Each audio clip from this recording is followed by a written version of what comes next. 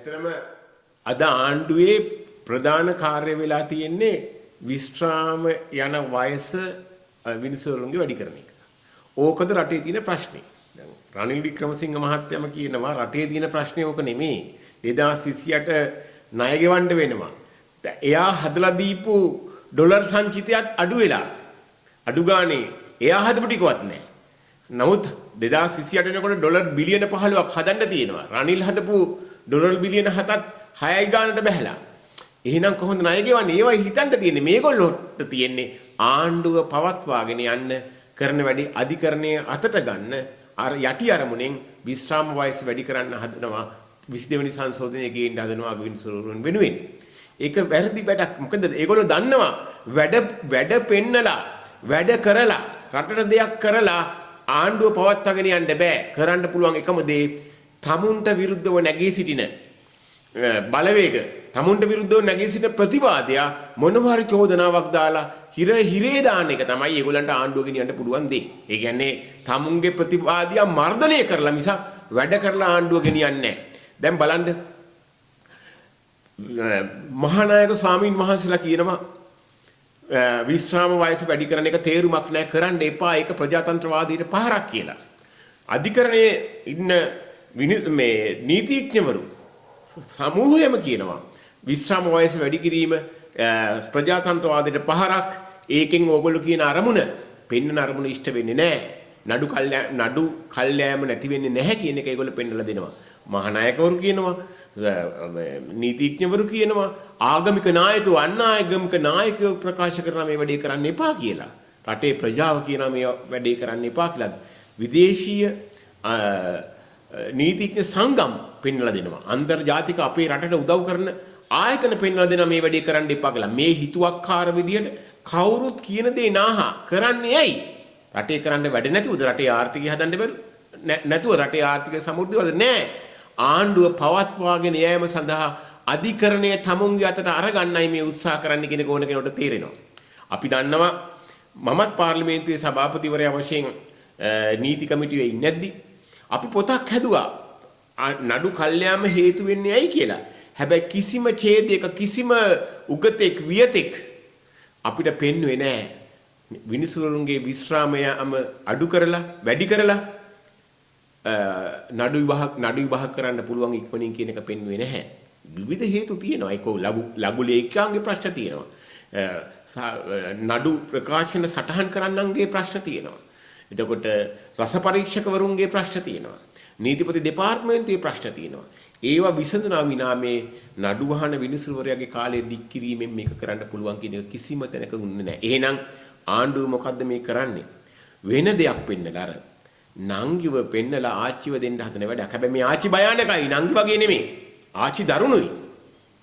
අද මේ විශ්‍රාම වයස වැඩි කරගෙන මේ ආණ්ඩුව අධිකරණයට අතපොවා ගත්තොත් මේක දේශපාලඥයන්ට හෝ ඔවුන්ට විරුද්ධව නැගී සිටින පුද්ගලයන්ට එරෙහි වෙන නැත්නම් නීතිය තමුන් අතරම තිරේ දාන එකක් විතරක් නෙමේ ගමේ ඉන්න ජේමිස් අයියටත් ඇලිස් නෝනටත් මේක බලපානවා කියන එක මේ රටේ ජනතාව මතක තියාගන්න ඕනේ. මොකද ආණ්ඩුවක් හැම විටම ප්‍රජාතන්ත්‍රවාදී වෙන්න ඕනේ. එහෙනම් මේ හැමෝම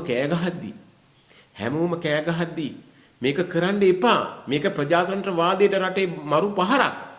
මේක රටේ මිනිස්සුන්ට ජීවත් වෙන්න බැරි ඒකාධිපති වැඩවසම් සමාජයකට නැවත දක්වාගෙන යෑමක් මේ කරන්න කියද්දී ආණ්ඩුව තමුන්ගේ බලය තියා ගැනීමට මේක තමයි එකම මෙවලම කියලා හිතාගෙන අධිකරණය අතට ගන්න යෑම වැරදි කියන එක මගේ රටේ ජනතාව දැනගන්න ඕනේ. අද රනිල් වික්‍රමසිංහ කියනවා රනිල් වික්‍රමසිංහ හිටපු ජනාධිපතිතුමා කියනවා ප්‍රශ්නේ මේක නෙමෙයි. මේ විශ්‍රාම වයස විනිසුරුන්ගේ වැඩි කරන එක නෙමෙයි ප්‍රශ්නේ. 2028 දී ණය ගෙවන්න සිද්ධ වෙනවා. කෝ ඩොලර් සංචිතය නැහැ.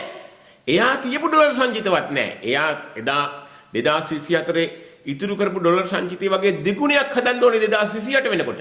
එයා හදපු ඩොලර් බිලියන 7වත් අද සංචිත වශයෙන් නැහැ. එහෙනම් රටේ ජනතාව මුළු රටක් වශයෙන් ජාතියක් වශයෙන් අපි මුහුණ දෙන ප්‍රශ්නය ලොකු ආර්ථික අහේනියකටපත් වෙනවා 2028 වෙනකොට ඒකට පිළියම් හොයන්න කියලා. නමුත් මුදල් ඇමතිවරයා මේකට නිහඬයි.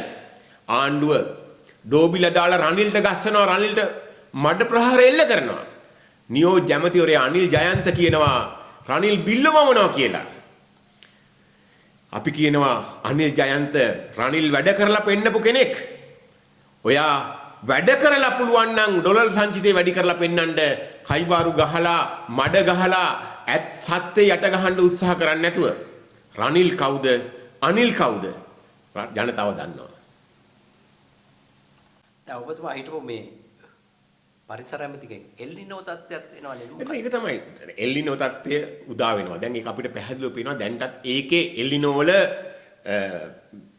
පූර්ව ක්‍රියාකාරකම් රට තුල සිද්ධ වෙලා තියෙනවා. වගහානි වෙලා තියෙනවා. ලොකු ආර්ථික අවපාතයකට රට වැටෙනවා කියන එක වැටෙමින් පවතිනවා. නමුත් ආණ්ඩුව ඒකට උත්තර හොයනවා නෙමෙයි. ආණ්ඩුව තමුන්ගේ බලය පවත්වා ගැනීම යාම සඳහා අධිකරණයට අත ගැසීමට එනවා. අපි කියනවා රටේ ප්‍රශ්න ගණනාවක් ණය ගෙවන්න තියෙනවා. එල්නිනෝ ප්‍රශ්නට උත්තර දෙන්න තියෙනවා. රටේ උද්දමනය බලන් ඉන්නේ නැති වැඩි වෙනවා. එදා ගිය මාසේ 6.6 ගානයි දැන් 7 ගානයි. මෙහෙම යනකොට නත්තල් වෙනකොට 10ක් වෙයි. මිනිස්සුන්ට ජීවත් වෙන්න බැරි තත්යකට මේ රට හැම අතින්මපත් වෙනවා. එල්නිනෝ කිව්වත්, උද්දමනය කිව්වත්, රටේ ආර්ථිකය කිව්වත් හැම පැත්තෙමපත් වෙනවා. නමුත් ආණ්ඩුව ඒකායන අරමුණ තමයි උසාවියට අධිකරණයට ඇත්ත ගැහිම. මොකද මේ රටේ ප්‍රජාතන්ත්‍රවාදය රකින්නේ විධායකය, ව්‍යවස්ථාදායක, අධිකරණය කියන කුළුණු තුන ස්වාධීනව ක්‍රියා කළොත් විතරයි. නමුත් ආණ්ඩුව අද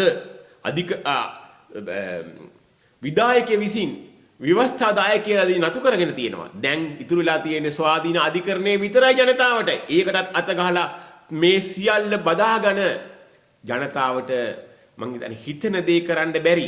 ඒ කියන්නේ ජනතාවට ප්‍රජාතන්ත්‍රවාදී කරන්න බැරි ආණ්ඩුවේ අතකොළුවක්, JVP එකේ අතකොළුවක් කරන්න අද ආණ්ඩුව උත්සාහ කරනවා. එලිනෝ රටට මේ දැවැන්ත දැන් වෙනකොටත් ප්‍රහාර වදිනවා. දැන් වෙනකොටත් ප්‍රහාර වදිනවා. ඒත් ඒ වගේ ගැන නෙමෙයි ආණ්ඩුව ක්‍රියාත්මක වෙන්නේ. අධිකරණයේ ස්වාධීනත්වයේ කෙලෙසණ්ඩයි ආණ්ඩුව විශ්වාස කරන්නේ. ඒකින් අපි කියනවා මේ ජාත්‍යන්තර බලපෑම් හා සියලු බලපෑම් ඔස්සේ ආණ්ඩුවට සිද්ධ වෙනා මේක කරන්න යනවනේ මේක හොඳයි නෑ. හොඳ නෑ. ඒත් කරනවා නම් අනිවාර්යයෙන්ම ජනමත විචාරණයකට යන්න වෙනවා. මේ රටේ ජනතාව පෙළ ගැසෙන්න ඕනි. මේ අවුරුදු 70 නොවිච්චි ප්‍රජාතන්ත්‍ර විරෝධී මේ මහා භයානක ක්‍රියාදාමයට එරෙහි වෙන්නට ජනතාව පිළිගැහෙන්න ඕනි. දැන් මේ වෙද්දි මේ බඩු මිලත් ඔබතුමා සඳහන් කරන දැන් බඩු මිල එන්නේ වැඩි වෙනවා. මේ මොකද ඒක ඇත්තටම හිතෙන්නේ? ඇත්තටම බඩු මිල වැඩි වෙන එක ගැන උත්තර ආණ්ඩුව හොයන්නේ නැහැ. ජනතාවගේ පැත්තේ නෑ. අපිට පෙන්නුවේ පොදු ජනතාව ගැන හිතන නීතිය සැමට ක්‍රියාත්මක වෙන ආණ්ඩුවක් තමයි හදන්නේ කියලා. අද වෙනකොට නීතිය සැමට ක්‍රියාත්මක වෙන්නේ නැහැ.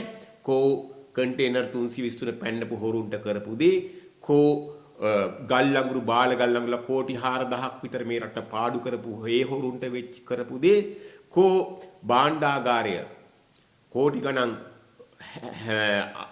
අතුරුදහන් වෙච්ච මුදල් ප්‍රමාණය අතුරුදහන් කරපු අයට වෙච්ච දේ දැන් වෙනකොටත් තව තවත් එක එක බැංකුවල සල්ලි අතුරුදහන් වෙනවා කියන එක තමයි අපිට පේන්නේ. එහෙනම් ආණ්ඩුව කියපු සැමට නීතිය එකයි කියන තැන නෑ.